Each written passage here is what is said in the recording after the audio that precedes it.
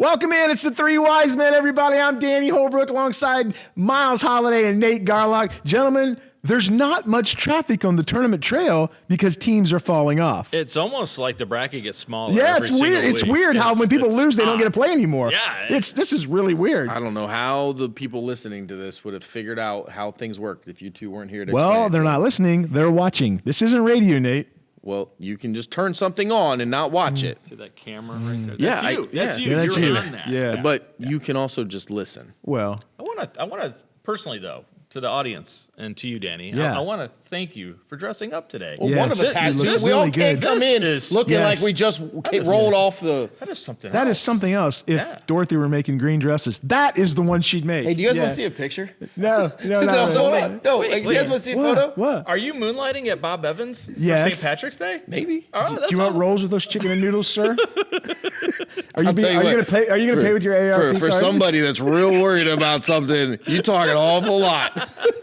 All right, let's talk basketball. You guys are awful to deal with. All right, guys, the Diamond Dave Bowen, best thing we saw all week. Who do I start with? You know, I've never started this. You should start I've it. never You started should this. start it. Guys, I had Marion Local Coldwater in the district finals, and Braden Mesher and Mason Welch put on a clinic defensively. It was mano-a-mano. Those two guys went at it all night, and it was as pure a basketball as you're ever going to see. Two great athletes fighting for their schools, and it was an incredible game. And we're going to talk about the district finals and the atmospheres and stuff like that. That was special that night. Those two guys are really good. And then you had Cale Arns, the 6'3 sophomore, was guarding Balin Blockberger, who may be, after Cam Elward, the best player in the MAC in that matchup all night. I'm telling you, it had me so fired up. It was as fun a game as I've done all year. I really enjoyed it. That's the best thing I saw this week. Go figure. Coldwater and I Marion know, Local. right? Well, it's weird having a good Who game. saw that one coming, right? Do you have more? I do not have more. Okay. all Yeah, right. I'm gonna. Okay. Yep. I have a couple things. I'm gonna give my time to you guys. All right. Yeah. If you haven't seen it, the Bounce Brothers, who we have on the show this week, right? That pass off the backboard, brother to brother, boom, slam dunk. It was absolutely amazing, wasn't it? Absolutely. The Bounce Brothers off the glass. Did you think he should have got the technical? I didn't think the technical No, should have he had to protect himself. If he I just thought let so, go, too. he was going to hurt himself. Like sometimes you have to, as an official, I think when you see these dunks, you have to. He wasn't hanging on it, swinging, making motions, yelling, hollering. He had to let himself hang for an extra second so he get his feet underneath him. I thought that was a pretty. I silly love technical. officials. I think Jim Tar wouldn't have called that. Absolutely not. He Definitely wouldn't wouldn't have have. called that. No. What other officials have we had on here? But I think if you can hang on the rim and do whatever you want on the rim, let him do it, right? You can still inbound it and run up the floor, right? Yeah. So There's no one in Lima Land that has better vertical than Willie Foster. Without Not even a close. doubt. Not even close. No. So my second, other than the dunk, was we were at Liberty Benton for the district final game. Nate was there also. Did you go in the hospitality room? I did not, but I heard about it. Okay, the hospitality room. See this table? Yeah. It was full of Lee's chicken fingers. Just a giant pile of Lee's chicken fingers. With locations in Bellefontaine, Marysville, and Lima. Very good.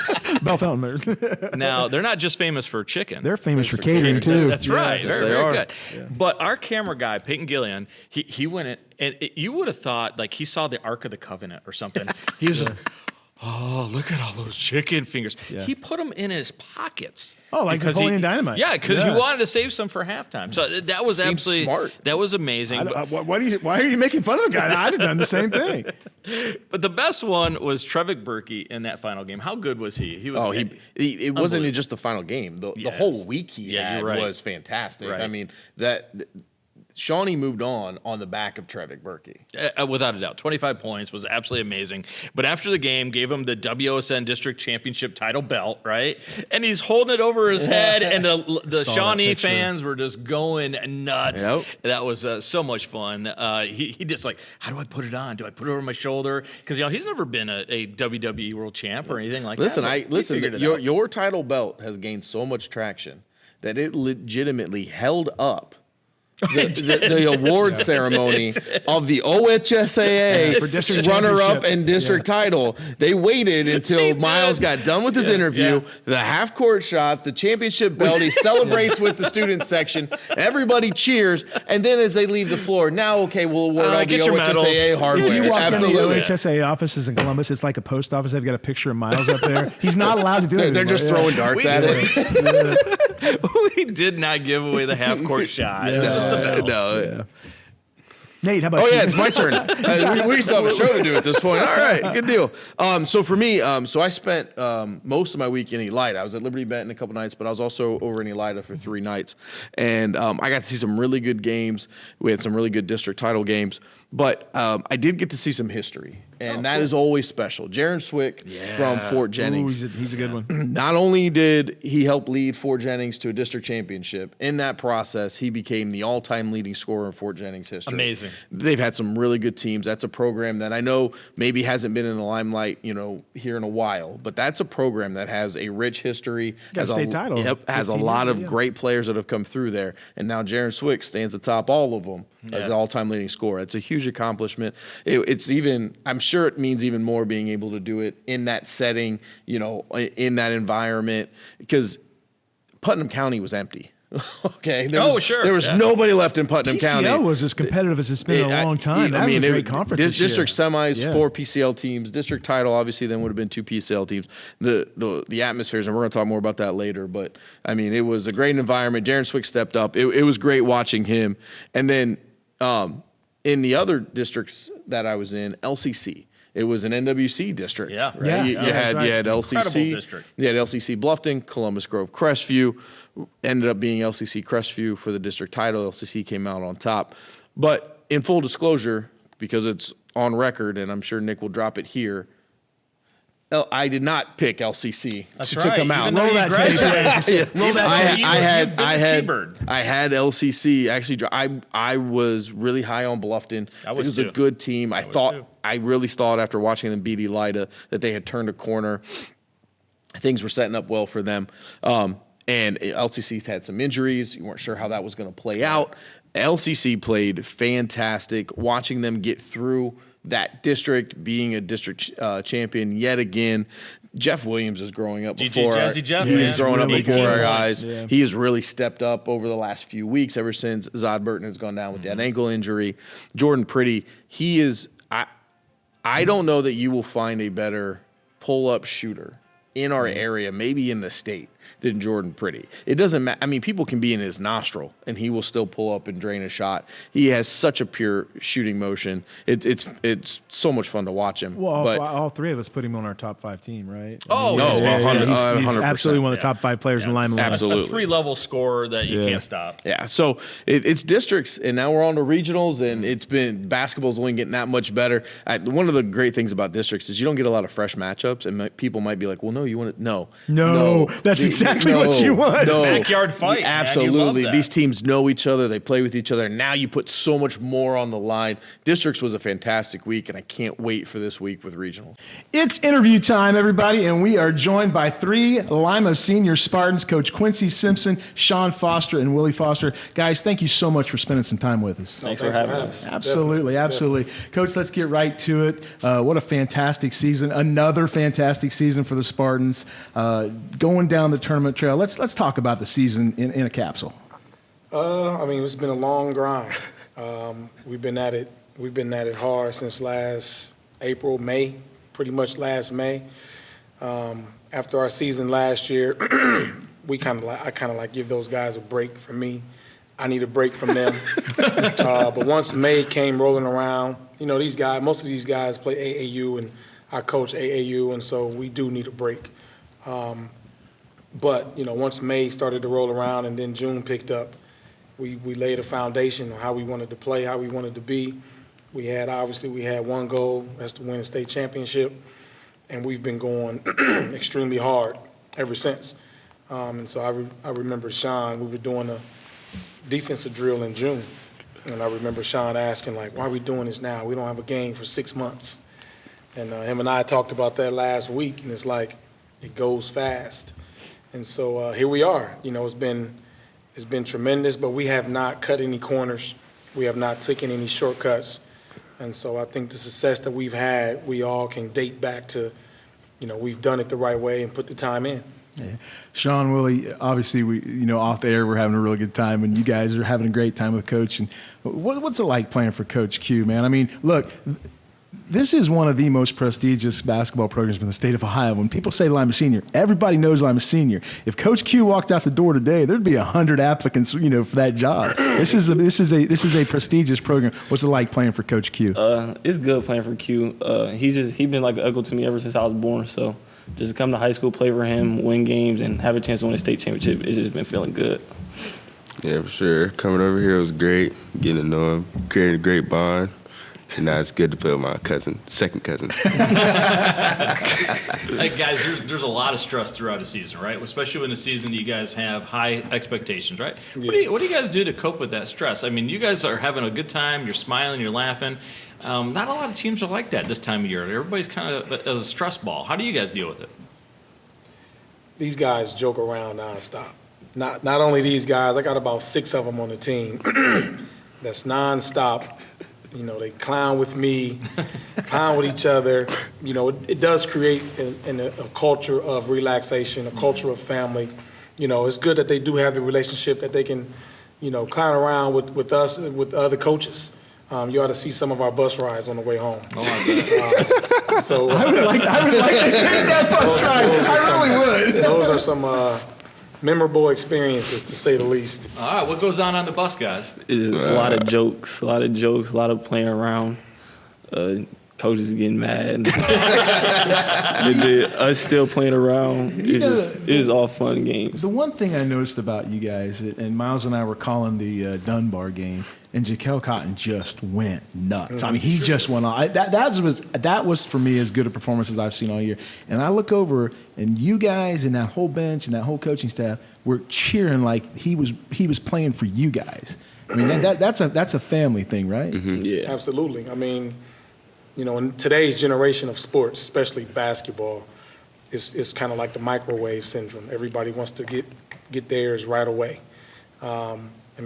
Jaquel, Shawn, Willie, Amari, these guys could go to a lot of schools and put up 25, 30 points a game. Mm-hmm. That was one of the things that we had to get these guys to understand. To win a state title, to have a chance to even play for a state title, to have a chance to have a high level, to bring college coaches in, you have to be willing to give up something, for something greater later. And they have. It hasn't been easy. These guys live in a community like Lima where a lot of people are in their ear. You should be doing this. You should be doing more of that. This kid shouldn't be doing that. But they've been able to have some tough skin. And I know it probably hasn't been easy, but they've been able to stay locked in together, allowing us, me and my staff, to continue to coach them hard, coach them the right way. They joke around a lot, but they know, time and place, and they understand the dynamics of that. And I think, again, that creates a culture of a family atmosphere. We spend a lot of time together off the floor. I'm constantly at his house. His mom and dad are close friends with me. The core of our team, these guys literally grew up together.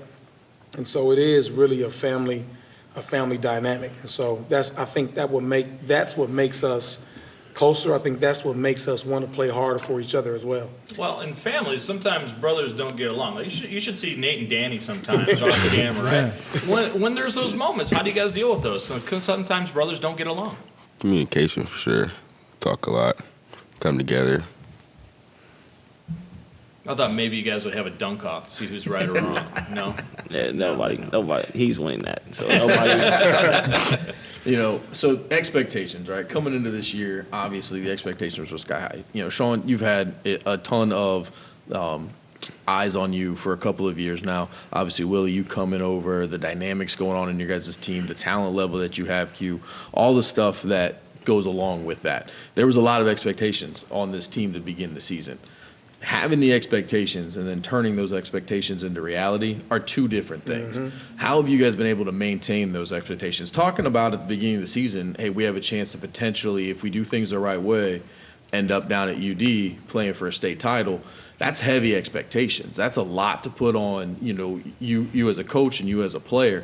How have you guys been able to manage those expectations to not only obviously have success this season, but actually put yourselves in a position to be one of the teams that they're talking about as the favorites? Just practicing and just everything that we talk about, just turning it to reality. Practicing hard, not taking no shortcuts, and just going hard every day for each other. How do you keep them from looking ahead? I mean, at the end of the day, we talk about this all the time, right? Kids are kids, and we live in a world where trying to pretend like we can shut them out of social media or news or whatever, it just is. It's not a thing. How do you keep these guys from looking ahead and talking about what they can do instead of what they need to do? We talk about that a lot. Obviously, for example, before we played Anthony Wayne, all we ever heard was regionals at Elida.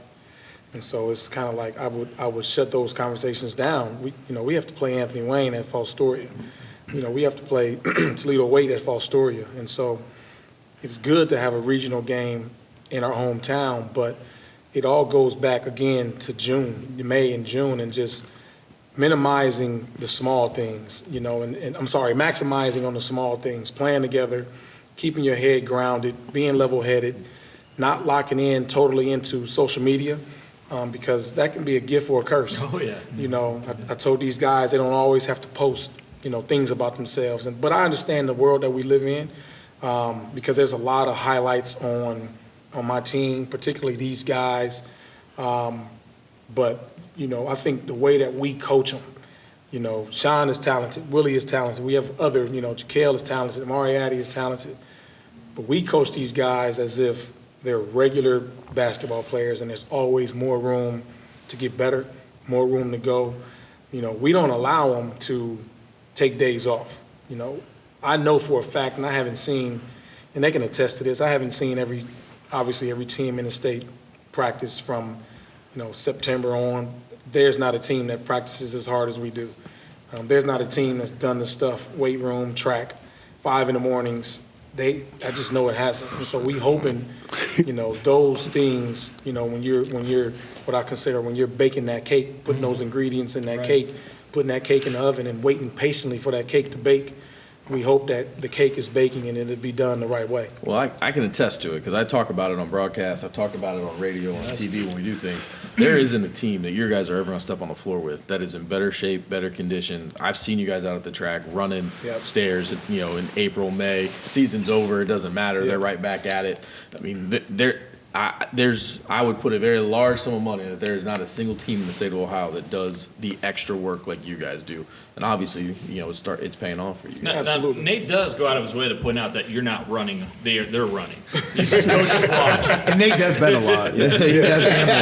Hey, Coach, let me ask you this: you talk about the family, and you talk about the things that you guys do and the hard work. What are some non-negotiables that Coach Q does not put up with? All right, see, I knew I was going to get that reaction. I knew I was going to answer. Yeah. Oh, yeah. Maybe that's a question for you guys. It's a lot.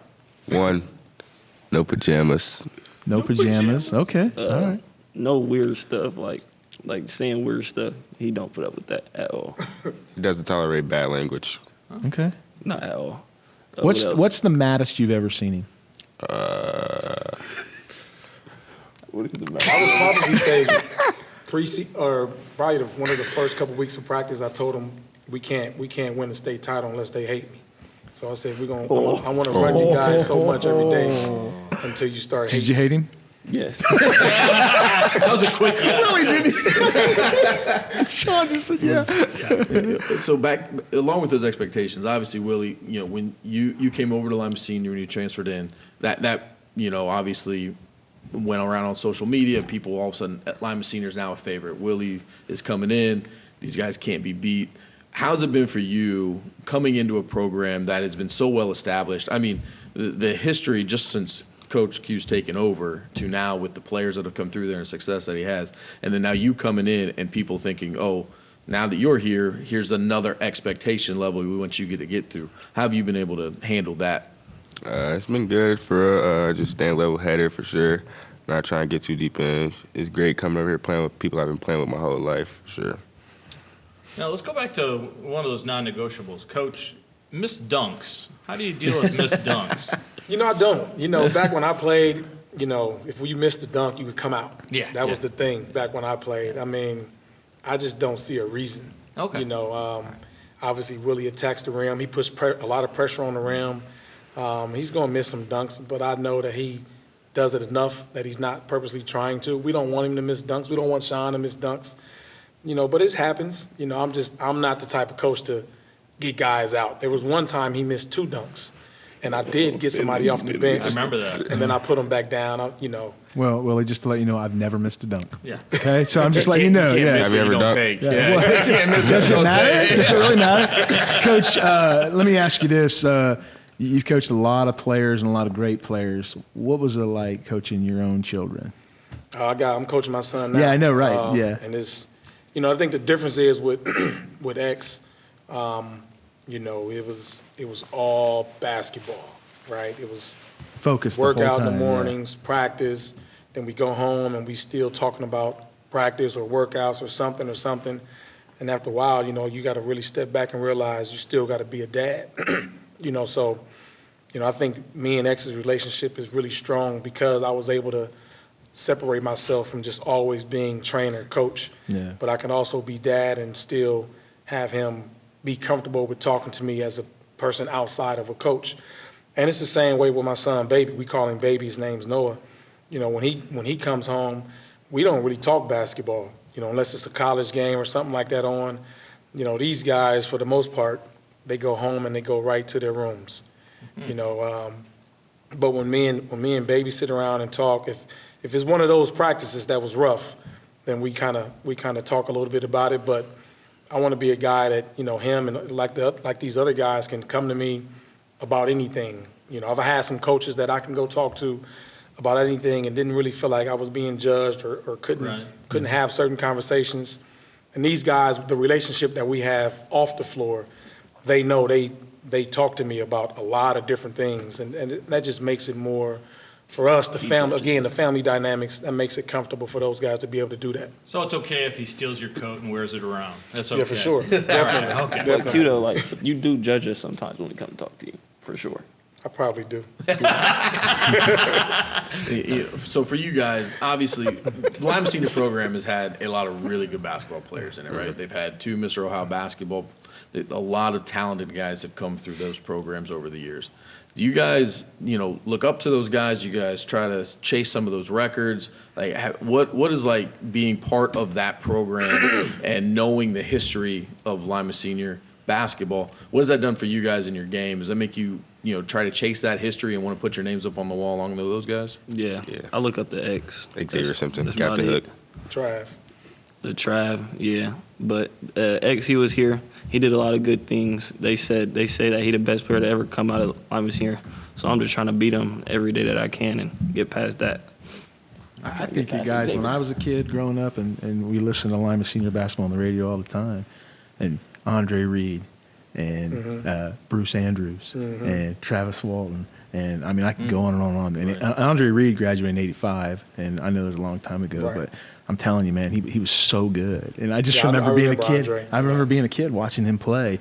And that's this whole team. I mean, those guys I mentioned were spread out over 10, 12 years. And it just seems like this lineup you got. You got 3 or 4 of those guys on this roster. Andre's a guy that's, obviously he's a close friend and been knowing him my whole life. He was a guy that I would, kind of judge my game back. When I would come home from college and play against him, I would be able to tell me how much better I got, but these guys like X and Travis Walton, Tyler White has a big part, helping training these guys, but, we wish there were other guys that were really good in the program that would pour into them in some way, shape, or form, because they're around here. Right. But, X is in a totally different country. Travis is way across the country. And for those guys they communicate with our team daily. Oh, wow. We're in a group text. They're texting these guys on a daily basis. And so it means a lot when they don't necessarily have to do that. But I think these guys, he goes out to California and trains with Travis in the summer. And so I think small stuff like that goes a long way. Bring up a little bit of a bad memory. You guys lost to Shawnee, right? But sometimes losses are a good thing, right? As long as they happen early in the year. Definitely. How has this team grown since that loss to Shawnee? I'll let them answer it. It made us come together for sure. Didn't didn't really break us apart like people made it seem like. People talk down on the city, or people from the city talk down on us. We stayed together. It was an amazing atmosphere, wasn't Yeah. Yeah, it was. I think losing to Shawnee, like for us, and we talked about it as a team, you started to see people's true colors. Yeah. Because there were a lot of things, I'm not on Facebook, but there were a lot of things being said. There were a lot of things being said in the community about, our team, me, players. We heard it all, and so that at that point is when we all kind of locked arms even tighter and said, we still got one goal to accomplish. And, I would hate to lose a game, especially when you lose to a team that's right here in your own city. I didn't think we approached the game the same way that Shawnee did. They played a phenomenal game, well coached, and they executed a really good game plan. But I think we needed that loss. I don't know if we would be here now if we didn't, because I did see the seriousness that though our team had coming after that game. We went through about a week stretch after that where they heard a lot. And it was kind of like, what are we going to do now? And so we were dealing with a lot. Jaquel's father passed. You're right. He's still, and we know he still hasn't had the time to grieve. Things kept going. We've had some other situations go on with our team, that people don't know about, but it did bring us together. And I think we started to understand, like, if we're going to play a certain way and do things a certain way, we have to get back to the basics. We have to get back to what we were doing in December. And they bought into that, and I think that's where we are. That's why we are where we are now. Before we get to the rapid-fire questions, let's talk a little bit about some guys that aren't here. Let's talk about Amari Addy. I mean, he's a special player. And sure. Boog Wilson, who comes from the football team, and he just, he's such a great athlete. And then your son Noah, and then the 6'4" post player, I forget his name. Yeah. Agree, right? Yes. Yeah. I mean, you just go down the line. I mean. Yeah, absolutely. I mean, Amari, if you watch our team and you've never knew who these guys were, you would just probably say that thing goes because of Amari. Most basketball people know that. Yeah. He does a lot. I think he had his best game against Anthony Wayne at both ends of the floor. The way he facilitated, the way he distributed the ball, the way he guarded defensively. And Boog is just a freak athlete. Probably the fastest kid on the floor. Really aggressive, really athletic, can do a lot of different things. A kid that, has taken a backseat role to have an opportunity to win. And so we're thankful for those guys. Boog's a senior. He's done a really good job of leading. And Deshad is the ultimate glue guy. Doesn't care about on minutes. Our broadcast, didn't I? I said that, yeah. Doesn't complain. And Baby is a guy that's kind of just gotten better slowly but surely. I think now he's to the level where these guys really believe he can help. And so it wasn't always that way for him. And so, again, he just kept his head down, kept working, and this is where we are now. So let me ask you about the end of the season. Your schedule to end about the last 2.5, 3 weeks of your year was a grind. It was. I mean, you guys at one point, I think, played 7 games in maybe 9 days because of the track semifinals in that tournament. Then you had Perrysburg in there. You had the Lima Cup that you went in there. You had a Huber Heights game. Yep. It was a heck of a road to finish the year. I know that you build your schedule intentionally. What was the intent in trying to get that schedule like that to get these guys ready for that tournament run? Well, 2 of those games with the city, our conference moved their dates. We were supposed to play those guys a week later, but when some of those teams had to play sectional tournament games, so they shifted that date back a week, so it made us be in a position to play semifinal, Perrysburg, and final, which wasn't bad. And then we had to turn around and play LCC and then Huber Heights. And there was a game on that Friday, a week before. I didn't anticipate us winning all those games. Me and my staff said we may take a loss. These kids' legs are going to be beat. But we said we're going to slow down on the full court press because we got to be able to save our legs, obviously. These guys we do ice baths regularly.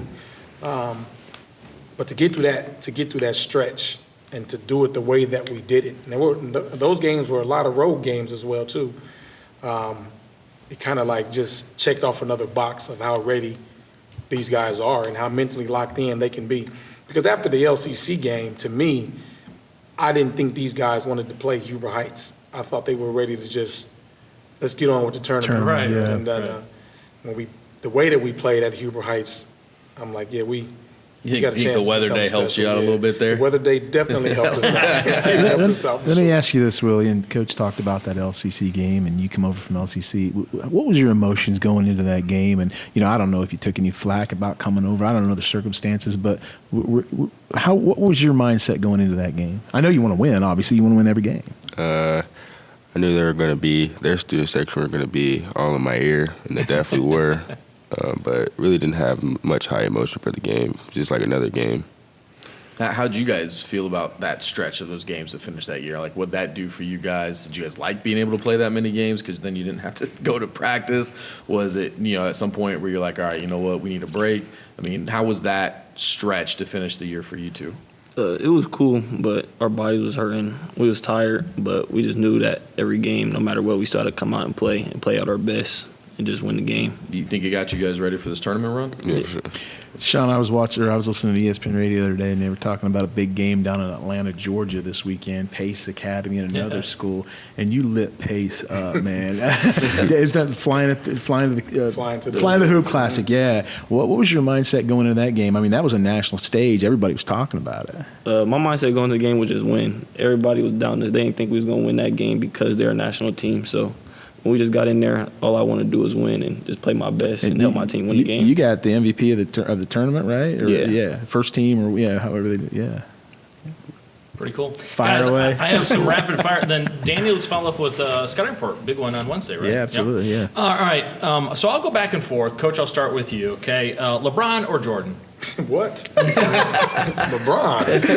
No, you better know who he is. You better know that. Hey, you. Right. He's talked to him, guy. He's friends with the guy. Number 2, Coach, favorite detective show? Favorite detective show? Yeah. First 48. First 48. First 48. That's a good one. I thought you'd say Quincy. Not a detective show. That's like a science, but detective. First 48. Guys, on the team, who wins a one-on-one tournament? Amariati. Hold on now. His coaches included. Probably not for Quincy. Quincy, all right. Coaches included. Nah, All right. I'm taking the test. Nice. Look, I haven't beat Willie, I know I beat him. You've never played me, though. but he won't play me. Who won't? Sean knows I've been gets that having No, one listen. man This is what happened. We played open gym, Q played, and he left the gym hurt. Like, he was hurting. Who hurt me? I don't know. He keeps blaming it on me. all right, Coach, staff members only. Who's the best dresser on your staff? Ivory Austin. I would agree with that. Guys, who's the toughest dude on the team? Bug. Really? Bug, All sir. right. Coach, favorite cartoon? Tom and Jerry. I know. Do you see the incredulous look? Like, come on. These guys are like the Three Stooges. These guys have no idea. Guys, who has the best hair on the team? Hold on, wait. To Corian. Maybe James Bankston. James. All right. And last one, you guys answer this one. Are beards cool? Yeah, I love Q's beard. You're already starting. What are you doing? I think He's not taking you out. He said no. Guys, you done? Big game this week. Cincinnati Winton Woods. They come in with 22 wins. Big time program. Give us your thoughts and what you're concerned about. They're almost a carbon copy of us. Really athletic guys. They got a couple guys that can shoot it really well. One guy can play.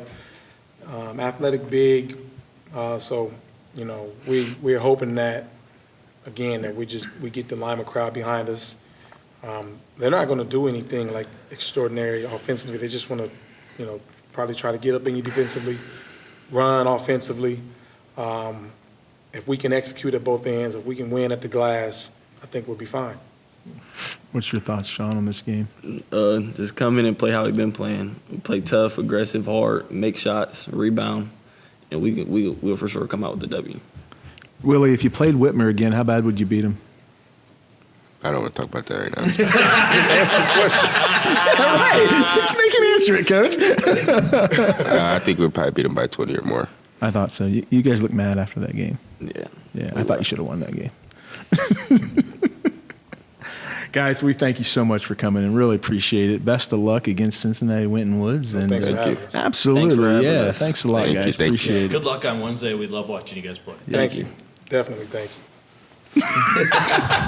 Say cheese, Q. Q, say bye. You know what? Let's just get right to it, guys. Sure. Let's preview the games this week. We've got some great ones. Let's start with Game 1, Tuesday night at Elida. Fort Jennings, Delta St. John's, Mark Shine, Jerry Snodgrass on the call.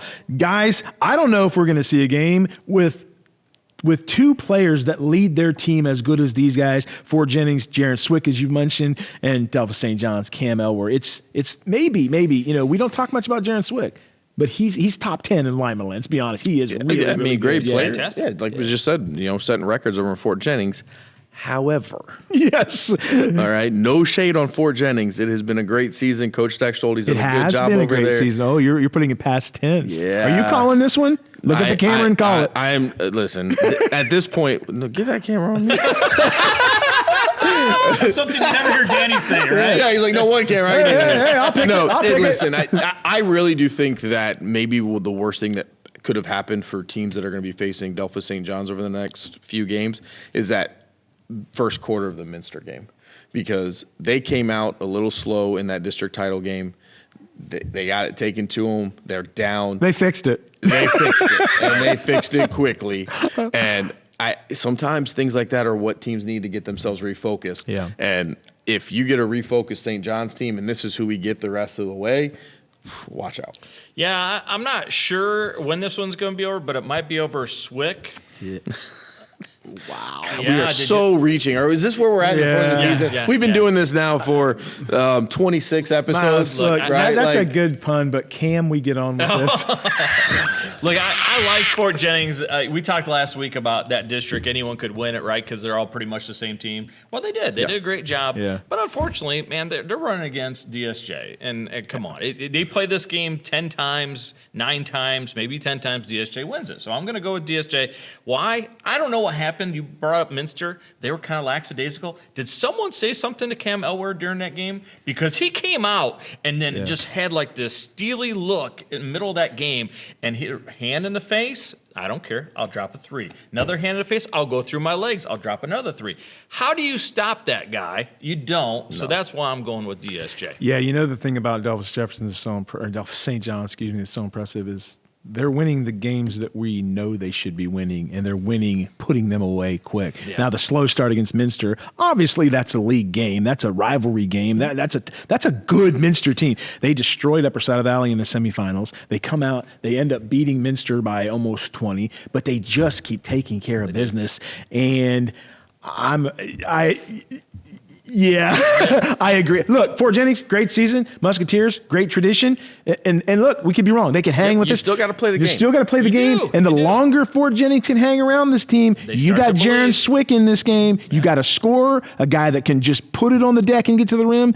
I give him a chance. I really do. Let me ask you guys this question, okay? Everybody always talks about when you're playing DSJ, how do you stop Cam Elwer? How do you stop Cam Elwer? Nobody ever does, right? Nope. So maybe take the tact. Let him get his points. If he gets 40, he gets 50, we're not going to let the snipers on the perimeter beat us. Nobody's going to help on Cam when he drives the bucket. We're going to hammer him. If he makes his free throws, we lose. But you take those other guys, those great parts that DSJ has, you take them out of the game, see if Cam can beat you by himself. But I've not seen anybody do that all year. They go 10 deep, and they can all shoot. That's the incredible I'm part not saying about there's right answers. I'm just saying maybe try It's it. an idea. It's an idea. Yeah, we can idea. try it. But I've never seen a team with all 10 guys that can knock down the shoot. three. It's incredible. Crazy. The Boggs kid, the quarterback from the football team, he can knock down threes. All the Elwers can knock down threes. I mean, it's the Krieger kid. It's unbelievable. Are they the best team in Division 7? Uh-oh. Game number 2. Guys, I love Delphus St. John's. I love what they do. I love Cam Elwer. I do. They're not the best team in Division 7. Rushi is the best team in Division 7. Listen, I love the same thing, but I think right now, when you're talking about a team with 12 seniors and all the history that Rushi has and Huge size. what the last 3 years have been for them, and it's going to be, if that's the matchup we end up with at some point, whether it be in the state final or somewhere else. Whether I'm calling that game or not, I'm going. I'm just telling you, I'm going. That will be one to watch. You like Danny Subtle? I want to call that. I know, game. right? Do you think Nick got that? If I'm not calling that Nick, game if I'm somewhere. not available, I'll comb my hair and everything, take a shower. Guys, game 2 at Bowling Green State University. I think we all agree that we love calling games from Bowling Green State. My favorite place to do it. On the court, right. Yep. Patrick Henry, LCC. Dave Bowen, Evan Skilleter. Gentlemen, LCC 17-7. They've got Jordan Pretty. They got Jeff Williams. Guys, they're running against a buzzsaw in Patrick Henry, undefeated, 24-0. They've got the Krieger brothers. They've got the Heber young man. I mean, they've got 3 scorers that can light it up. This is going to be a tough matchup for LCC. I've had a chance to see Patrick Henry a couple times this year. They are the real deal. Yeah. They got size. You brought up Mac Heber. He's not just a 6'6" post guy. He faces the basket. Yeah. He is a matchup nightmare. He can put it on the floor. I don't know who LCC matches up on him. Maybe Brady Parker. Brady is a good athletic guy. Brady won't back down. I can promise you that. No, but he's still giving up 3 inches there, right? Yeah. Matt can shoot over everybody. Now, if you're worried about Fairview maybe Patrick Henry being a little overconfident, they struggled against Fairview in the district, was losing at halftime. Came back and won that one. But the matchups, Danny, that I think are going to be a lot of fun in this one. Lane Jackson, who is a quick guard defensively against DJ Jazzy Jeff. That's going to be a fun matchup. He better be real quick. Yep. And then Lincoln Krieger, don't forget about him. We talked about him in the fall. He was their quarterback. He's going to play at Northwestern in football, 6'3", just one of those tough guys that does everything they need. 3 scorers, Reed Krieger, 16 points, Mac Heber, 17, Lincoln Krieger, 16. They walk into the gym already with 49 points. Mm-hmm. That is tough. So this is why I want to ask you about this, because I know that you know that area of basketball a lot better than we do down here, okay? Because I've talked to some people, getting ready for this game and looking to this matchup. Obviously, Patrick Henry, fantastic season. There are people who question that schedule. Oh, without a doubt. The NWAL this year is down, without a doubt. But still, you went 24-0. Correct. And they scheduled tough teams. They beat Liberty Benton. Liberty Benton was a very good program this year.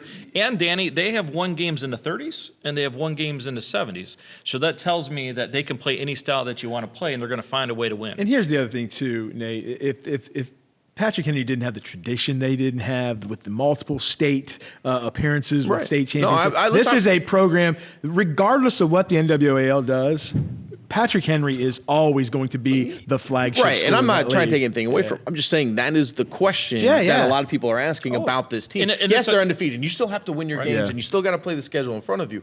But when you compare the 2 schedules, LCC appears, at least, because people aren't as familiar with that Patrick Henry and the teams they play with around here, the LCC has played a significantly tougher schedule than Patrick Henry has. So there is some confidence that maybe LCC is a little bit ready. You talked about LCC be 17-7 coming into this game.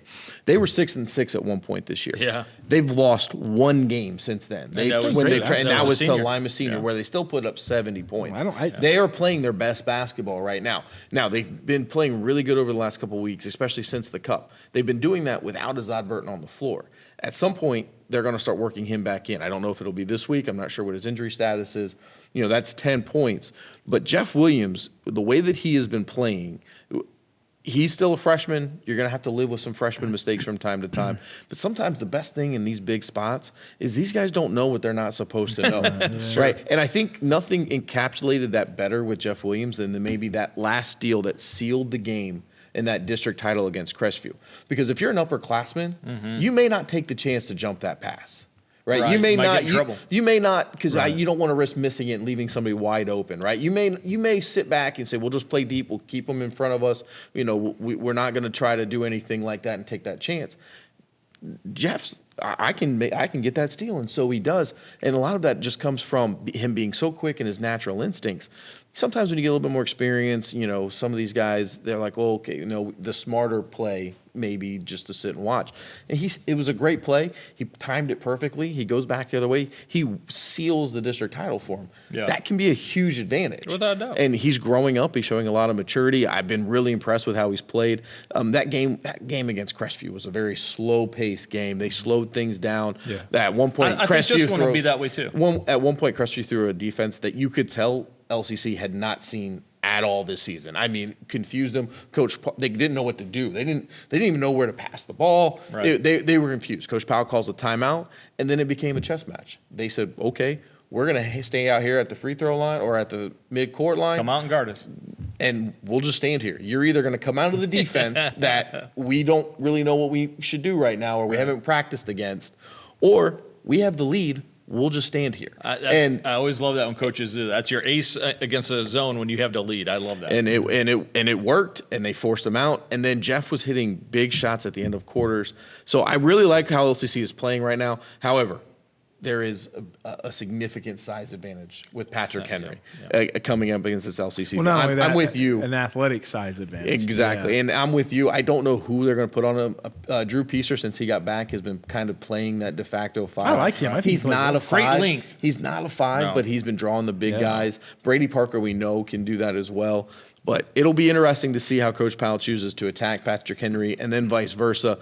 This is going to be a good game. I don't. If LCC shoots the ball the way that they shot it Tuesday night, I don't know who beats them.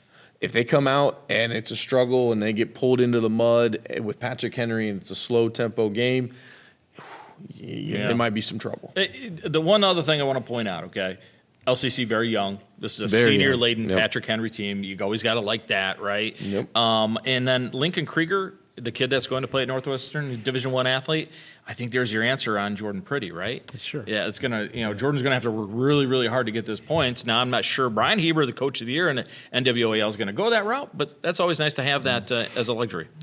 Game 3, fellas, Tuesday night at Vandalia Butler. Have either of you two ever been to Vandalia Butler? I have not. It is one of my favorite gyms to go to. It is as impressive a high school gym as it probably holds 6,000 or more. It is an absolute giant of a. Could it hold a state semifinal? Yes, it could. Could? Yes, yeah, it could. Yeah. It is Miami Valley Christian Academy, Marion Local, myself, Danny Holbrook. Some have called a young Vin Scully on the call with Darren Gilbert. Some have called a young Chewbacca. We are on the call together. Or Yeti. Or a Yeti, or an Ewok. Yeah, one of those two. We're on the call, I love guys. you, even if they don't. Miami Valley Christian Academy, 20-5. They're 3 scores again. Gavin French at 18.5. Casey Heap at 15.5. Colin Girding at 11.5. With that being said, Marion Local 23-2. I watched what they did going through the districts. They're playing their best basketball. They're going to beat Miami Valley Christian. So you always get concerned when you see that word academy, don't you? Yeah, because you just know the talent's going to be there because it's called academy, right? So that makes you nervous. But then you kind of dig into this a little bit more. I did. Yeah. And it's really the classic battle between finesse and physicality, right? Yeah. And usually physicality wins that battle. So I just love the physicality of Marion Local. If this is a nice, pretty run up and down and nobody touches people game, I like the academy, but I don't think it's going to be that way. I think Marion Local wins this one. The thing about this game is, fellas, and nobody knows, what's the old saying? You don't know what to do in a fight until you get hit in the face, Nobody plays defense Everybody like has Marion. a plan. Everybody's There playing. There you in go. the face, yeah. Nobody plays defense like Marion Local. Braden Mesher and Grant Kramer and Cale Arns. It's the best high school defense I think I've seen in a long time. I mean, when I say they get up on you, it's straight up. Yeah. And you have to go around them. And their lateral movement is so quick, and they've been coached so well. They don't turn their hips. They move their feet. They don't move their hands. They move their feet. It's just so impressive. Well, before the tournament started, I truly believe that whoever won the district title over in that district was going to be the representative down at UD. Oh, yeah. And I still believe that. It didn't matter if it was Spencerville, Marion Local, or Coldwater. Whoever walked away as winning the title, Such a tough district. I felt would be the favorite to go the rest of the way. And I still feel that way. I don't think that Miami Valley Christian Academy is going to put up much of a challenge for them. When you look at their schedule and some of the opponents, I looked at their schedule today. It's just not. It's not up to par with what Marion Local has faced and what they've been able to do. And I think the size and the way that Marion Local runs the floor and their offense and what they do, I just don't see this being a game that Marion Local can't win. Danny, I want to see if I read this right. Colin Geerding for Miami Valley Christian Academy, 8 assists per game. Did I read that right? Yeah. Yeah, that's wild, isn't it? Yeah. That was an impressive stat. Yeah, He might get 4 assists and then he's going to get clobbered in this game. He's not, but yeah. I'm telling you guys right now, he's not getting 8 assists. No, I'd he be just surprised. won't. Yeah. Those guards are just too good. Yeah. So, yeah. All right, guys, game number 4, Wednesday at Elida. The Lima Senior Spartans, Winton Woods. I believe it's Garrett Seawright and Darn Nevergall on the call for that one. Oh, fantastic. Yeah. Winton Woods, it sounds like an author from the 50s, doesn't it? I love his works. Winton Woods is 22-2, fellas. They've won 10 in a row. Yeah, the Quality Ball Club.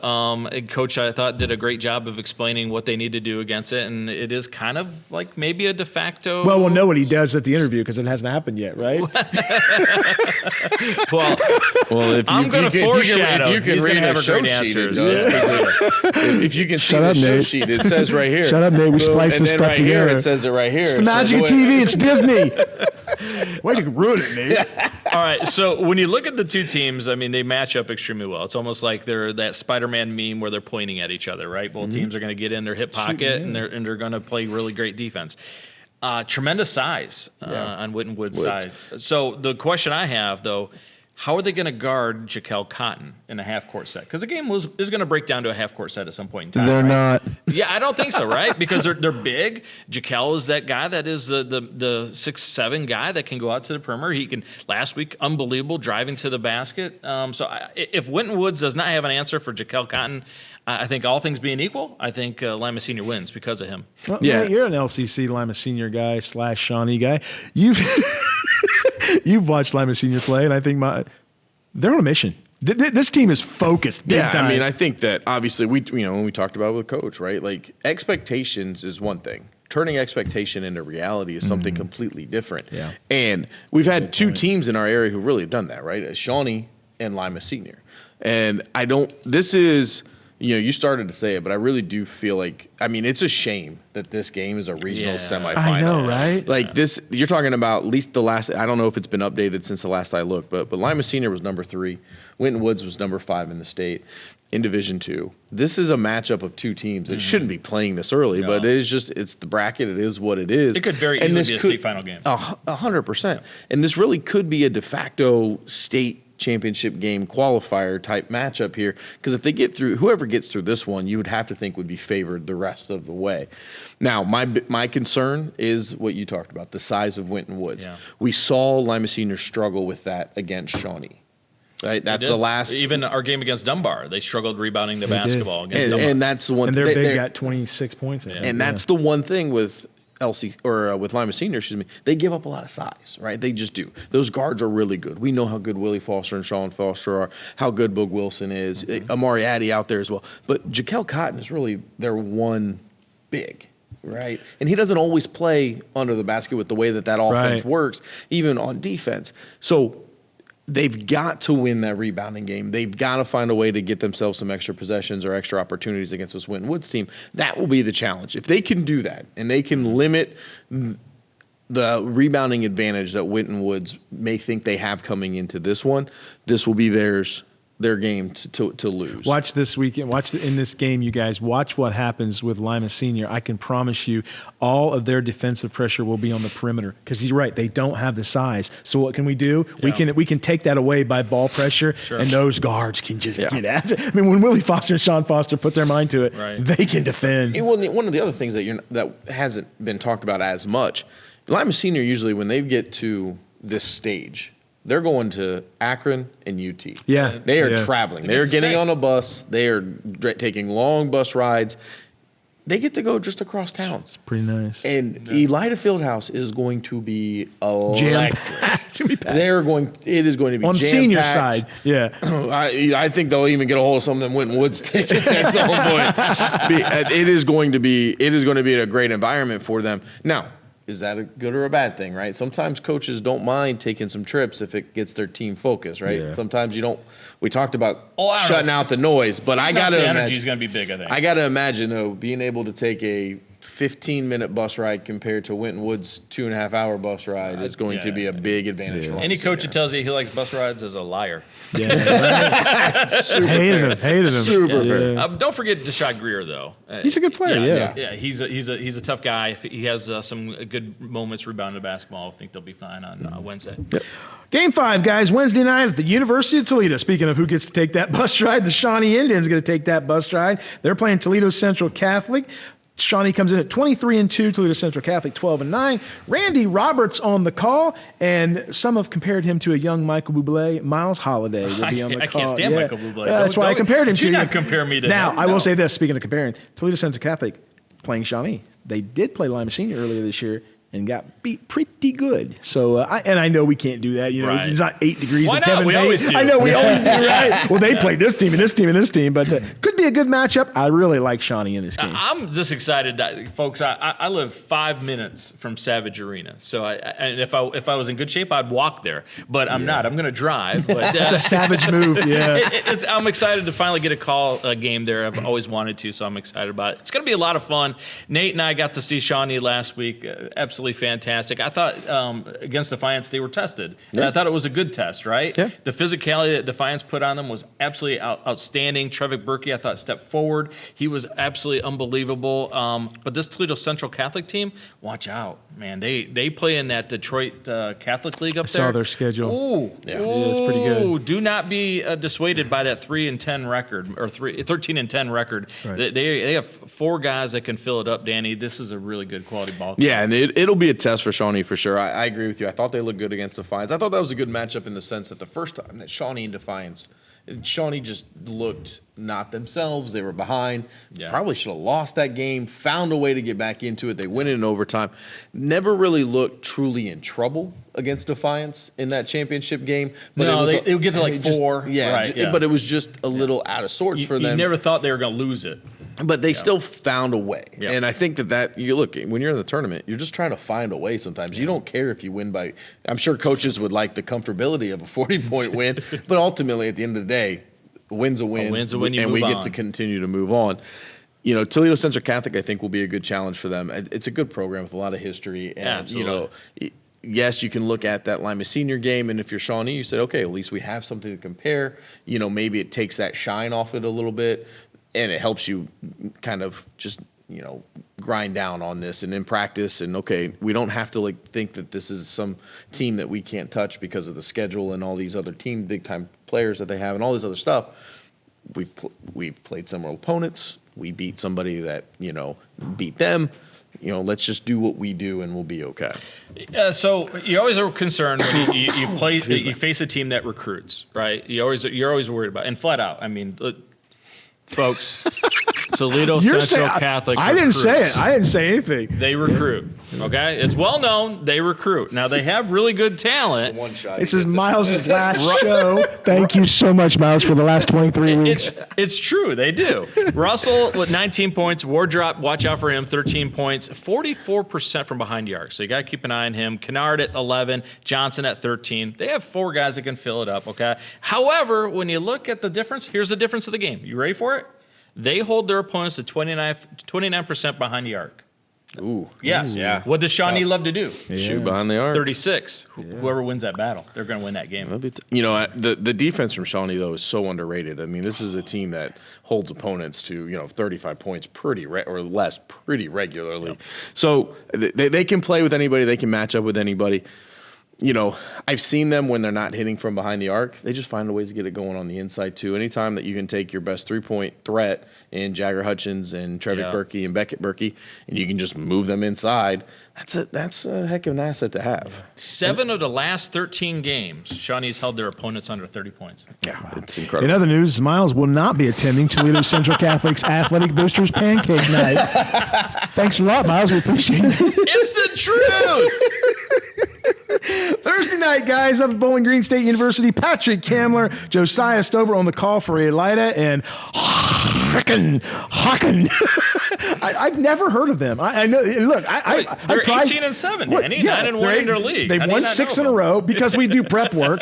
But I saw that and I'm like, I pride myself on knowing a lot of schools in the state. Never heard of that school. I got one for you. I didn't know. I didn't hear of them, and I never heard of Notre Dame Cathedral Latin either. I've never heard of them. See, so I actually had heard of them, but only because Andre Griffin, LCC's former football coach, he's now the head coach up at NDCL. Really? Okay. So yeah, so but until then, I hadn't heard of them either. Well, look, regardless of whether we heard them or not, this is special for Elida. Man, this is big time. I think they got a real shot to play in the regional finals. I'd be shocked if they're not. We talk about guard play all the time. Yeah. They got 2 of the best. I'm telling you, if Parker Krim can do what he did against Bath, 9 of 10 from the free throw line, if they can get some big shots from outside from guys off the bench, I like this Elida team with a chance. If I'd have told you 12 weeks ago, guys, Elida may play. Howard, great job. Yeah, may play for a berth in the state title. Can you imagine when they were that? Sitting at 1-4 and everybody's like, oh, right. No, absolutely What's not. this new guy doing? Coach Howard.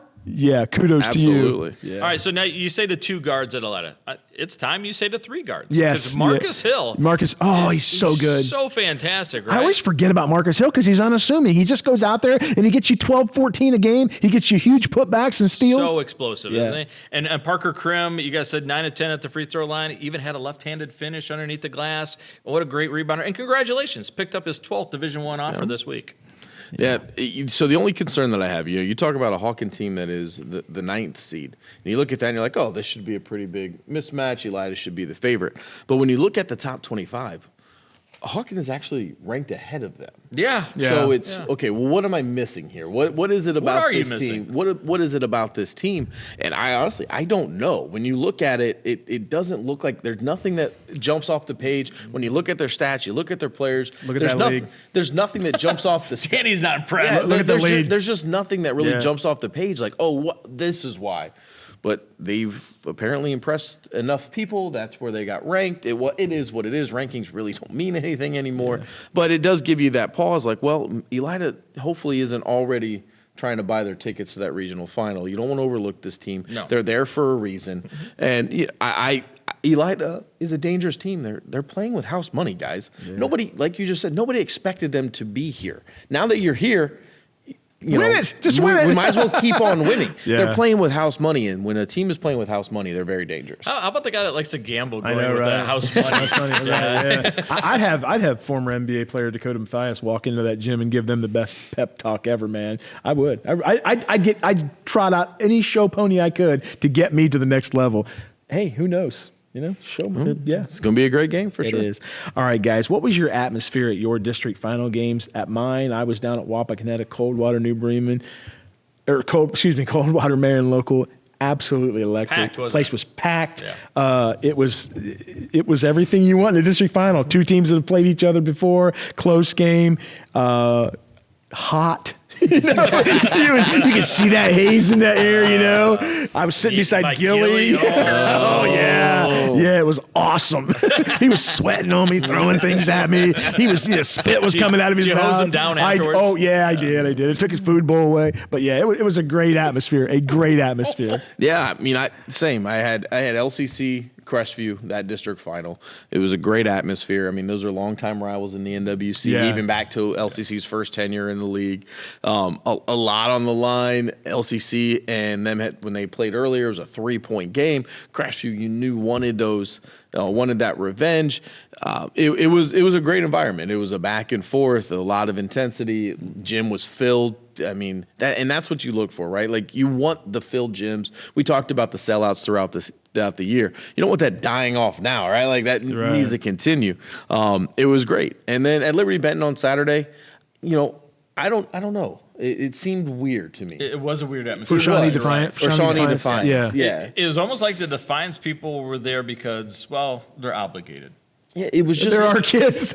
Seriously, there wasn't a whole lot of excitement behind. Yeah. So you're not going to their pancake day either. I'm just being honest with the atmosphere. And you could just kind of tell, like because I thought the exact same thing. And where I was at, showed up, right? Shawnee was there. Yeah, and looked at the Defiance side was filled. Like, it wasn't like it was empty either. Yeah. It was just weird. Now at times they were getting into it, but it was just. sometimes it's a gym too. Liberty Benton's a beautiful gym, great facility. They treated everybody great. The setup was awesome. But it also, when you hear people and coaches and players and spectators talk about the sound, right?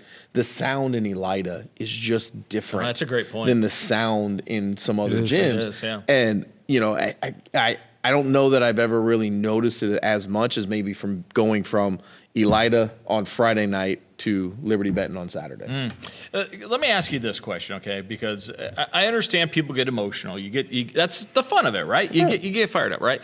But I don't know anything about physics. But if I went to a physics convention and I was all fired up, I would not yell at people doing physics, electron, neutron, right? Because I don't know anything about it. It's a positive experience. I don't know anything about it, right? So why is it that people, when they go to a basketball game and they don't know anything really that's going on, will scream at officials at the top of their lungs and they don't have any clue of what they're screaming at? Why is that? It's a great question. I know if you can ever solve that, you'll make a lot of money there, Miles. It happens everywhere you go. And then they'll have to, did you see that? They'll come up and ask Randy and I, like we're going to overrule the official and we'll go back in time. What I love is when a bad call happens and it gets so loud, like when you're on that side of the floor. So like a couple of calls had happened. The Defiance fans are upset. Yeah. We're sitting right by them. You can pick it up and you know that it's coming out over the air. So we're like, as you can hear, the Defiance fans not happy with that call, and then immediately be like, but I don't really understand why, because it was pretty clear that's what the call should have been. My favorite part of doing a broadcast is when you've got the monitor in front of you and there's a tough call and like 7 dads will come up to the monitor. They want to see the replay. And they want to see the replay. And we're like, yeah, go ahead, take a look. It's not that what are you going to go down there and show them? Like, they're not changing it. I got one for you. Okay, you're at a basketball arena and you have the biggest screen in the history of all screens, the actual game, right? Yeah. We had 6 little kids come sit behind us last Saturday because they wanted to watch our 13-inch monitor and watch the game on that. And they kept kicking Randy in the back. Oh, my God. That's funny. That's good stuff, guys. There was a district final this week. Yeah. At Lima Senior between Delphos St. John's and Minster. And it was played at the crack of dawn. Of course, I jest, but 11 o'clock. So? I didn't want. I knew you were going to take that stance. I knew you were going to take that. In 2 weeks, there's going to be a game in the morning. I know. Yeah, just for all the marbles. Listen, if you want to play for a state title, you better be able to figure out how to play in the morning. What's the problem? I've always had trouble with that. What's the problem? Because you go on a schedule all year long and you're playing at 7 o'clock every Friday and Saturday night. It never changes. No, changes. well, let me ask you so this. then what's the difference of 7 to 7, but now you're going to play at 2? Who cares? Why do we have to move it? Why move it? Why move does it? it have It's to probably be moved? easier for the facilities. It's not about the facilities. No, it's about the kids. That's the motto. Right. It's about the money. Yeah, it's about. Why are you saying that in a mocking tone? You don't think things should be for kids? No, I am saying it. It's what the OHSAA says. It's about the kids. Who cares? They got to play for a state title in the morning. What do you care? But why do they have to? But why can't it just be a nice 7 o'clock start like everybody likes? Okay, I know why the difference is. Because when I play for that state title, I have a week to prepare to play it at 10:45 or 11 o'clock. When I played that district final game, I had 3 days to get ready for that. You got a good point. You're right. And I'm sorry. Whoa. I'm sorry. Whoa. Nick, I want you to catch this. Clip it. The big thing that I didn't keep in mind was that Minster had to play the game at 7 o'clock at night, but Delphos St. John's was at a disadvantage because they had to play at 11 in the morning. They both played at the same time, Danny. Who cares?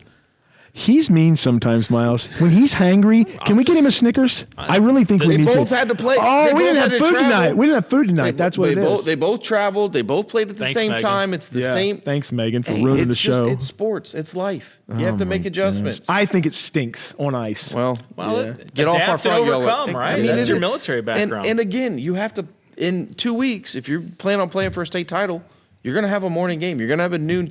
So this week, there's a noon game. Don't play at 3 a.m.? Let's just play at 9, Nate. Why not play at 7:30? Why not? Why not? Midnight. We'll have a midnight state title game. Midnight at the You don't think those kids are up at Oasis. midnight anyway? You think they care? You think they care? You want to play at 3 a.m.? You think they would care?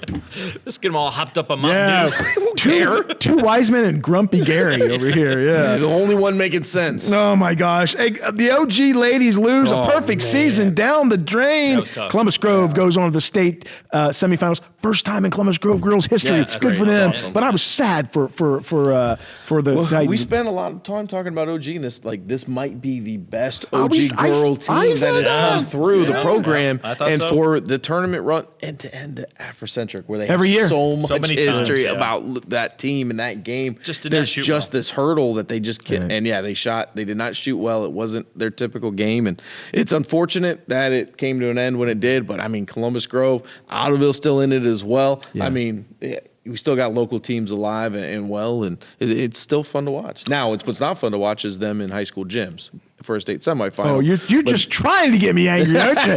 You're just trying to make me mad. There's one girls' state semifinal game in a college. Wait. Every other game is in a high school. He is the guy that said it doesn't matter. Yeah. No. I said the time it doesn't matter. But now it matters where you play. It doesn't. As far as it doesn't matter. Stop. You stop. You stop. Just shut your mouth for a minute. I'm gonna eat my peas and carrots and sit over my. It doesn't matter where you play as far as because it's advantage, disadvantage, or any of that. It matters because it's what I've been talking about with you guys. We've talked it on the air. We've had these conversations. You're making it less than. Playing a state semifinal in a high school gym, no matter how good the facilities are. And this is nothing against anybody's gym or the people running it or doing what they need to do because the OHSA says this is what we're doing. Should be a marquee location. It is less than, and it is an unfortunate thing that they are putting these girls who are made the Final Four in the state of Ohio in a high school gym and making it seem like it's not as important as it has been in years past. It's a shame. I mean, it's a travesty that that's what these girls have to do. And there's a chance that we're going to see boys in a week doing the same thing. Yeah. It is absolutely atrocious that this is what the OHSA is. So we agree on this one. Yeah, that's why I told you to be quiet. That's why you because you had to let me finish talking. Danny. I've never done that. You've never got to the end of a conversation with me. You're not kidding. This is cool. So this is kind of neat. Playing in a high school gym at 7 is not acceptable, but playing at 11 a.m. in an arena would be acceptable. Smoke on that one there, Nate. We're also talking about two different things because, again, I've told you, as far as the time and the location for the game itself, like because it's going to be advantage, disadvantage, it doesn't matter. But I'm telling you,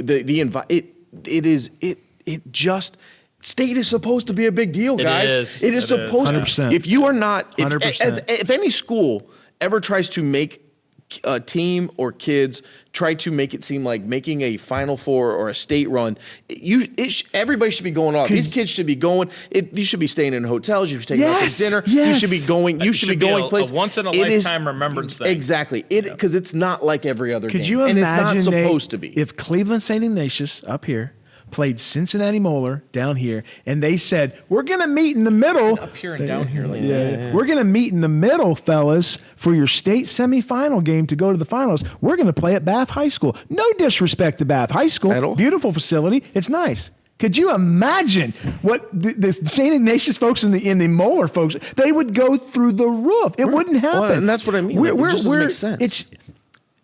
The OHSA wants you to follow every guideline and every standard and everything. So what do? Again, we're not going to talk about the 7 divisions move. That's for another show. But we have taken this whole thing. I can promise you this. I know. I'm choppy. Listen. Look. We're going to last couple of weeks, I have been just as passionate about it. I think this is a joke. Yep. We are going to see the lowest attended state championship games in the history of Ohio high school basketball, and they're going to lie to you. I'm just telling you, there's no way attendance can be anything like it was in the last. But if you're talking about state championships, I'm talking about the last game of the season. I think it'll be close. I really do. I don't think it'll be that much difference. So many guys go for the whole weekend. I can. But I hundreds, think hundreds. Ever since they moved to UD, that hasn't been the case. No. UD is not a destination. Look, Nate. No shade to UD, but where are you going to stay? What are you going to do? Look. So here's what they do. They take sections of UD, all right? And this is Northwest Ohio, this is Southeast Ohio, this is Southwest Ohio. So what they do is they send those ticket packages out to the schools in those respective divisions. They move them around from year to year. So this year, maybe Northwest Ohio, you're in midsection, you're down low. Southeast, you're up here. Still all good seats, but everybody gets a chance to have the good ones. Those tickets aren't being sold. Those tickets aren't going. You're talking about guys that would go. I would go down every year, and I've been doing it for 35 years. I've been going down for 12 games every year. Yeah. 12. I've been watching teams, and it was so fun to watch semifinal games to compare those two teams. Absolutely. It's not going to happen anymore. So what happens? everybody comes back for the finals. The guy, because you're already down there. Yeah, they're already down there. We're not even getting a hotel room this year. We're just driving each day because Friday starts at 1:00. Yeah. I'm telling you, the attendance, you're going to look at UD Arena and be like, why are we having the game here? It makes no sense. And then they'll move it to a high school gym. Right. Yeah. You know, Danny, before he used to go there, would listen to it on his transistor radio. Yeah. Well, peach baskets. Marconi. I'm telling you, me and Marconi, we say, Crystal, won't you listen? Well, this was a fun tangent. Yeah, we're going to need a defibrillator on hand here for you guys. All right, who put this question out there? With you. I can't believe that you're not more upset about it. Oh, he is. He just let me do all the talking. Oh, okay. Oh, no, I just like watching you two get all red. How many times have I spit the last couple of weeks? I'm just spitting. Miles, did you put this? Would you be in favor of the district tournament being a double elimination? We're already angry enough. Games? We're not actually going to entertain this as a real We're thing, not. right? This isn't real. Oh, you don't actually. Oh, yeah. No, you lose, you're done. That's the whole beauty what are you of it. talking Look, about? A double elimination. I'm telling you this right now, okay? What? In the great state of Tennessee, for the 10 years I was there, yes. Once you made it out of district, you had double elimination in the regional. This is a state where they haven't cured scurvy, and they think the Civil War's best 2 out of 3. But Miles, come on. But I'm Any not. state that's longer than I'm it not. is wide. I'm not saying that's the Yeah. right thing. I'm just saying I think the reason they did it was financial. Because you got more games, you got more people buying tickets, you have more opportunities that people watch. Would you be in favor of seeing Absolutely double? No, not. okay. So you're saying that in Tennessee you can still lose a tournament game in advance? Yeah. Does that seem right to you? When I first moved there, no. But I got the rationale. You dumbed up. The thought process. You bought in. So the thought process is, okay, let's go back to seniors game, right? Okay. We said that might be the de facto state championship year. Game, right. So now if you lose that one, you still have a shot, right? So is it a best of 3? No. You go down to another bracket because there's other regionals too. So No, we're not doing sense. no. All right. Okay. No. All right. We're done. So no double elimination. No. Okay, sounds good. What other major sporting event, college, pro, or high school does that? College World Series. That's baseball. But baseball is not a single game elimination tournament. Any tournament in baseball. Okay. All It's right. been that way for 700 years. Man, you guys are fired up. Yeah. Man. You picked the wrong thing to come at us, brother. That was the Yeah. wrong time for that question. All right, guys. Which player got knocked out last week that you're sad about? You're never going to see that player play again. I'm going to start this one because I've got several. I've got 3. Ren Sheets from Crestview, the 2-time. I knew you shouldn't have gone first. 2-time NWC Player of the Year. Fantastic player. I thought he represented Crestview really good. My second one was Maddox Underwood. Great player over at Upper Side of Valley. He had some amazing shots. He did. And then my man crush, Brogan Steffi. We're never going to see him play again. And I thought, that kid has been through so much, over at Minster with injuries and stuff. And those are the 3 guys that just come to mind for me. Yeah, I had Run Sheets as well. What a tough dude, right? Just one of those guys that you could hammer. Didn't matter. He was going to find a way to get points with offensive rebounds. Even when, for some reason, they wouldn't feed him the ball in the post or let him face up, he would still want to You used to get mad about that over the last couple of years. I just never understood You used it. to ask Dave Bowen about it. Dave's like, I'm not coaching. Yeah, Dave, what are you doing, man? Dre Singleton over at Defiance. Oh, yeah. He was so good in that first half against Shawnee. I just loved his explosiveness. He was a really player that I enjoyed watching. So those 2 guys are definitely ones I'm going to miss. It's a clean sweep. I have Ren Sheets as well. I just think what he can do on the basketball court, and he's just fun to watch. I mean, and when you start adding the history of the Crestview basketball and everything that goes around it, he seemed like Crestview basketball, and it was fun to watch him play. And he was a mismatch for a lot of teams, and it was fun to watch other teams try to find a way to slow him down. And I always like watching that when you have kind of a superstar player, and other teams have to figure out how to find a way to neutralize them. It's always fun to watch those matchups, and he always kind of did that for every single team. So him, and then. Jackson Foster out of Bath. Oh, right. Saw he's going to go play at Bluffton. Announced it this week. Congratulations. And mainly because I just think it would be fun to watch him in Dre White's offense for 2 or 3 more years. That's a good right. point. Like I really think it would. Like if you gave him a few more years with Coach White to see what kind of different player he would have been, how much more of of a standout guy or player he could have been. I think that would have been a lot of fun to watch. They'd have rivaled Shawnee for top of the WBL next year if he were coming back, right? I think he'd be there. Yeah, so. Those are great guys. All right, who is your Stolly superstar and your Stolly sensational team of the week? Hey, Stolly Insurance. Go get your Stolly. I'm telling you, they got you covered at Stolly Insurance. Love me some Stolly Insurance. Could you see Danny on the next commercial? They got you covered. Yeah, I want to start doing some commercials in Lima. So if you want commercials done, I'm your guy. Yeah. I'll drink the least famous recipe gravy. I had no issues. Put it over some ice. I'm chugging it. Oh yeah. Put it over ice. This is good straight. Just drink it. You drink your drinks the way you like them. I like mine on the rocks, okay? Who wants gravy on the rocks? I'm sophisticated. Huh? I'm sophisticated. I don't know. I don't even know why I'm on this show. Sophisticated? Yeah. Sophisticated. Oh, okay. Yeah. All right. Yeah. Where's our food? All right, guys, I'm going to go first. I'm giving... Whatever. You get the camera, you get the seat. You can do whatever you want. We're just here to hang out. Look, Arsenio Hall, I'm moving my fingers. Okay, guys. I'm going to have him a glass of Lee's gravy on ice next week. We'll have it sitting right there. And we'll put him to the test. Hey, you know what? He says he's going to drink it. That Lee's gravy's good enough. It might be pretty good. Yeah, you know. Yeah, maybe mashed potato chaser. Maybe some chunks of that chicken skin in there.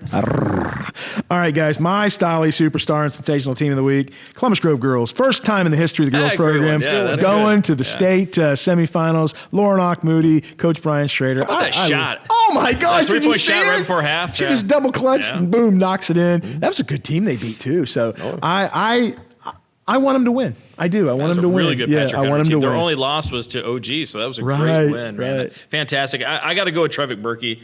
I just thought he was absolutely fantastic in that district final. Came out, opened the game with a big three, and then Hutchins followed it up there. He's a tone setter, isn't he? He is. Yeah. He's a tough dude. People forget how tough he is, and he's got that mental toughness along with it. He was great defensively. When they put him on Dre Singleton, that really ended the ball game. So I thought he was fantastic. And then I got to go with Shawnee as the Stolly sensational team of the week. Yes, they were absolutely fantastic. I really am excited about calling them again on Wednesday. Yeah, for me, my Stolly superstar is Jaron Swick. I talked about him. Best thing fantastic. I saw. Anytime that you set a record and you become the all-time leading scorer in any program, that's a big deal. I mean, that's consistent excellence. And, obviously him being able to get that and then helping his team, move through and become a district champion.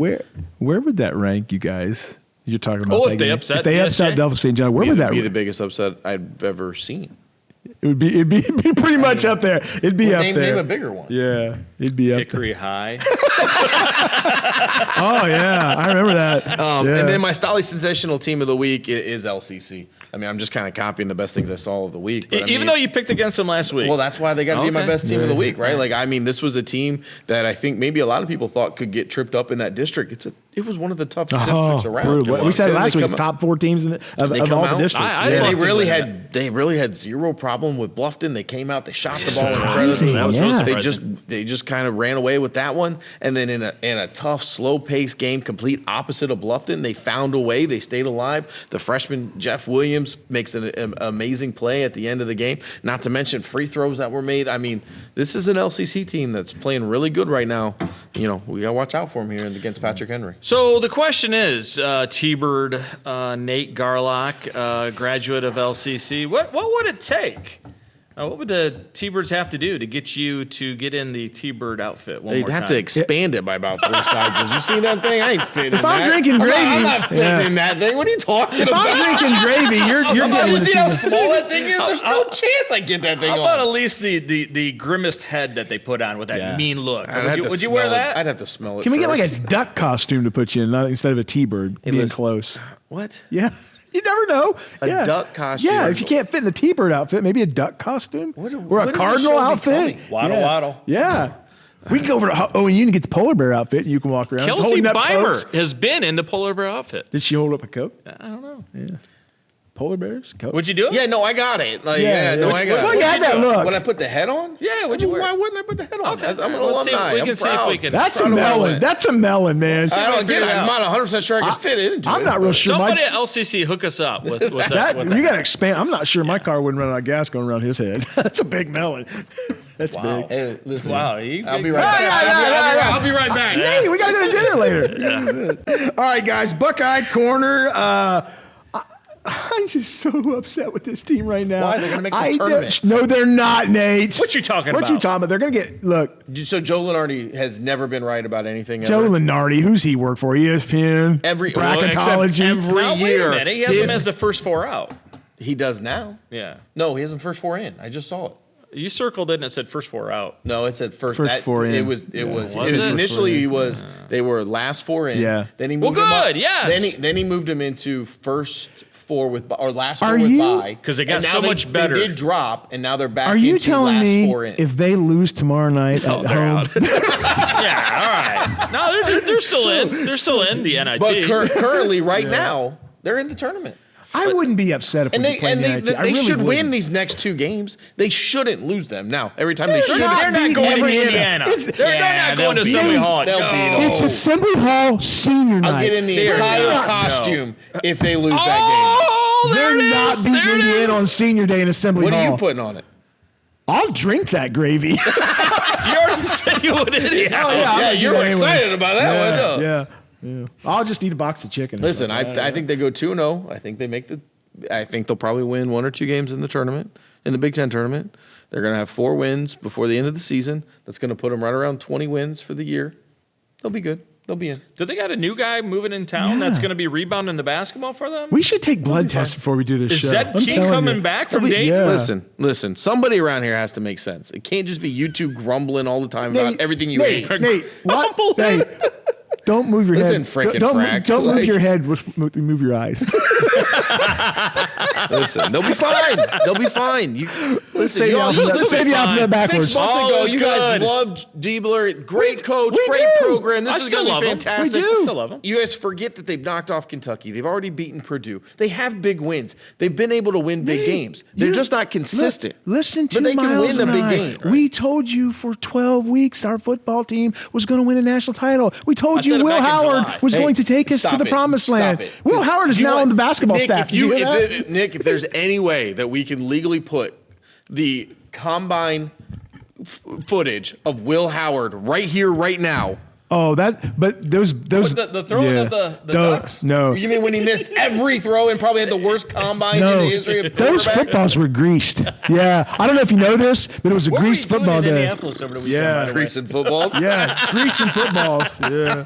So we just answered every question on here. Where do they go this offseason? NIT, NCAA. I'm saying NIT. NIT. I've said this. Jake Diebler will recruit. He always has been a good recruiter. Okay, yeah, but will you recruit the right guys? We need someone to rebound a basketball. Yeah. That's the problem. Yeah, that's the I thing. mean, we'll see what happens. I mean, listen, I do think, unfortunately, that the hook on Jake Diebler is going to be a lot shorter than what we saw in previous coaches. You're right. I think you're right. I think Russ- I don't. Russ real Bjork. cheap. Russ Bjork. I do not think that they will give him the type of leash that they gave Holtman, and even towards the end, what Which Thad is a Matta shame. He got 7 years. That's criminal. But I think that this We was had one of to those things. sit I through think that. they got to a point where they just like, we're not really sure how we don't give the job to Diebler because some of the games he was winning. Yeah, he did win some and big so ones. he got it. He'll get 1 or 2 recruiting cycles. If they don't see progress, they will pull It the was the plug quickly. perfect storm for Jake Diebler to get the job. Russ Bjork had been on the job for five minutes.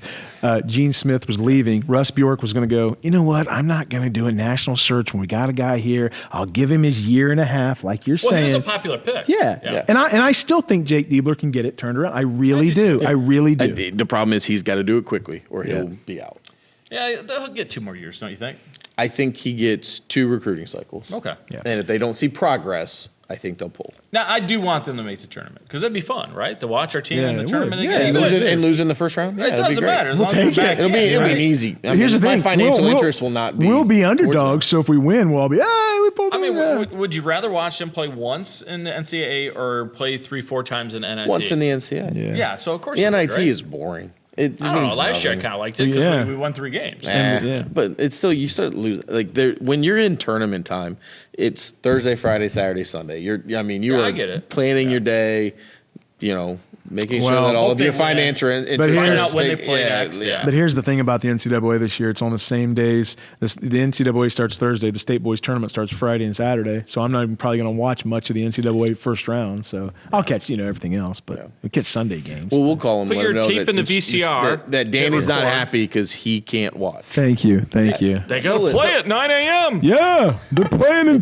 Palo. playing NCAA games at noon. How dare they? They're playing in Palo Alto when they've been playing on the East Coast all year. Hey, tell us about our show next week. We have 2 incredible guests coming in next week. Yeah, Kimmett and Erford from Yeah. Ottawa Glandorf. It's not a comedy duo. It's a basketball duo. And you're not going to be here, right? I will not. I